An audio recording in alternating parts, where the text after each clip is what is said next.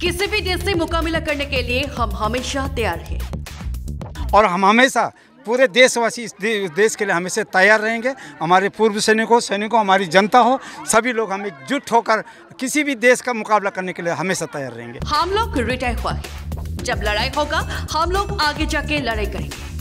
हम लोग जो रिटायर हुआ है, जब लड़ाई होगा तो हम लोग भी आगे जाकर के हम लड़ेंगे। भारत माता की, भारत माता की, भारत माता की। एड्रेस অসম অৰুণাচলৰ সীমান্ত ৰঙা নদী সমষ্টি।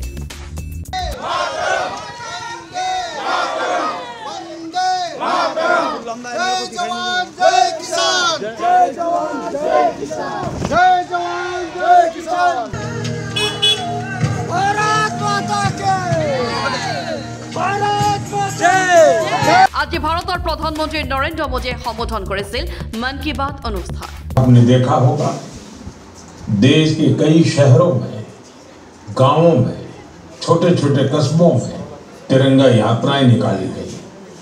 हजारों लोग हाथों में तिरंगा लेकर देश की सेना उसके प्रति वंदन अभिनंदन करने निकल पड़े। कितने शहरों में सिविल डिफेंस वॉलंटियर बनने के लिए बड़ी संख्या में युवा एकजुट हो गए। অনুষ্ঠানৰ পাছতে হাতত তিৰংগা লৈ স্বতঃস্ফূৰ্তভাৱে ওলাই অহা দেখা গ'ল শতাধিক ৰাজ্য।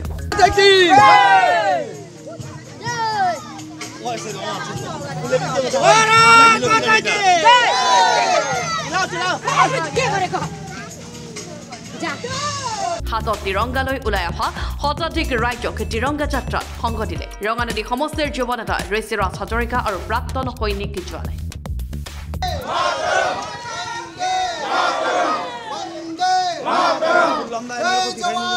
আমাৰ অপাৰেশ্যন হিন্দুৰ সফলতাৰ পাছত দেশৰ সৈনিকসকলৰ প্ৰতি শ্ৰদ্ধা জনাই আমি তেওঁলোকৰ প্ৰতি আমি সন্মান জনাই আমি আজি আমাৰ ৰঙানদী বিধানসভা সমষ্টিৰ অন্তৰ্গত আমাৰ যি ডিজু পঞ্চায়তৰ আমাৰ ১ নং যি আমাৰ বুথ কেন্দ্ৰ আছে বুথৰ আমাৰ ৰাইজৰ প্ৰায় স্বতঃস্ফূৰ্ত তেওঁলোকৰ সহাৰিৰে আমি তিৰংগা যাত্ৰা আমি কৰিছোঁ।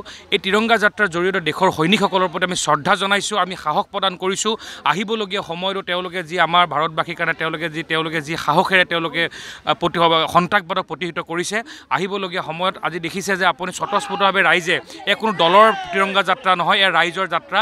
এই যাত্ৰা দেশৰ প্ৰধানমন্ত্ৰী নৰেন্দ্ৰ মোদী ডাঙৰীয়াৰ যি আহ্বান আছিল দেশৰ সৈনিকসকলৰ প্ৰতি আমি ৰাজনৈতিক দল বা যিকোনো দলৰ আমি তেওঁলোক সকলো বাদ দি আমি দেশবাসী হিচাপে ওলাই আহিব লাগে। আজি সমগ্ৰ আপুনি দেখিছে আজি আমি বুথ কেন্দ্ৰ এটা বুথৰ পৰা প্ৰায় 200, 250, 300 মানুহ ওলাই আহিছে। ভাৰতৰ অপাৰেশ্যন সিন্দুৰৰ সফলতাৰ পাছত এতিয়া এনেদৰে প্ৰতিগৰাকী ভাৰতীয় হৈ পৰিছে গৌৰৱান্বিত। জয় জৱান জয় কিষাণ, জয় জৱান জয় কিষাণ, জয় জৱান জয় কিষাণ। পেহেলগামত যি নাৰকীয় ঘটনা ঘটিলে তাৰ পিছতে ভাৰতৰ মাননীয় প্ৰধানমন্ত্ৰী যি পাৰদৰ্শিতা পাকিস্তানক সৈনিকসকলৰ যোগেৰে দেখালে সি আমাৰ কাৰণে অতি গৌৰৱৰ কথা। আৰু দেশৰ প্ৰতিজন ব্যক্তিয়ে আমি গৌৰৱান্বিত সৈনিকসকলক লৈ আৰু সেই উদ্দেশ্যে আজি তিৰংগা যাত্ৰা আজি ৰঙানদী বিধানসভা সমষ্টিৰ অন্তৰ্গত ১ নং বুথত যি আজি তিৰংগা যাত্ৰা হৈছে তাত মানুহ যি স্বতঃস্ফূৰ্তভাৱে আহি এই সৈনিকসকলৰ প্ৰতি থকা শ্ৰদ্ধা, তেওঁলোকৰ আত্মবিশ্বাস আৰু তেওঁলোকৰ প্ৰতি থকা আমাৰ দায়বদ্ধতাখিনি যেনেধৰণে প্ৰকাশ কৰিব বিচাৰিছে। Bureau' report Lakhimpur.